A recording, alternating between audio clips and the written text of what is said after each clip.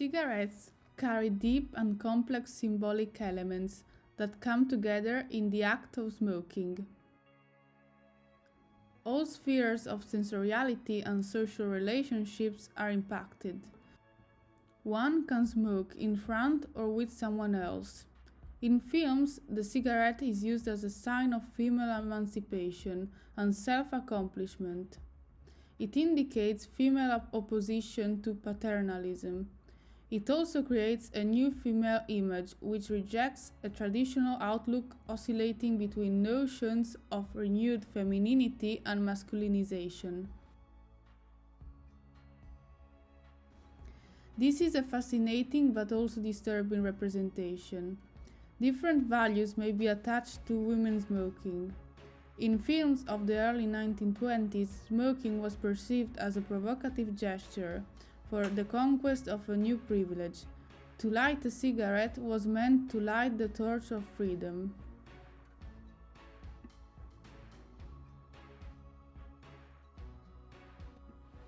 It was perceived as a victory against an essentially patriarchal system.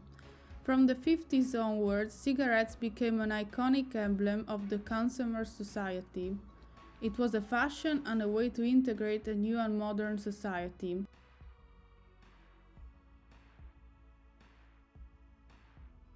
The cigarette has a dualistic and paradoxical function. On one hand, subjecting women to men, and on the other hand, helping them to free themselves.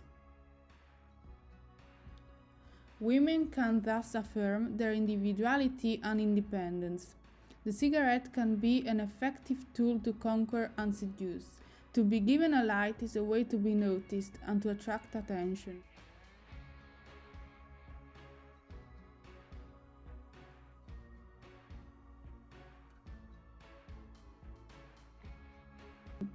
Later on, the cigarette became associated with transgression and violence that supersedes its familiar sensual and seductive connotations.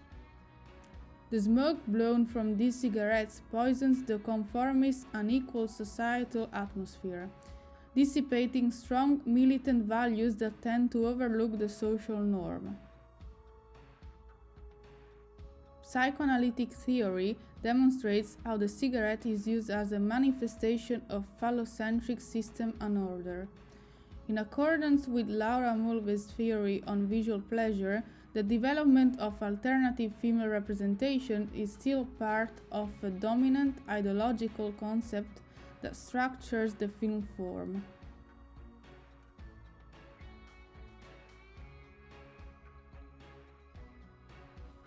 After all, transgressive, violent women mimic men. If women are not able to totally reject erotic and voyeuristic fantasies, they can transcend an oppressive form through the reappropriation of a new language of female desire, pleasure, and well-being.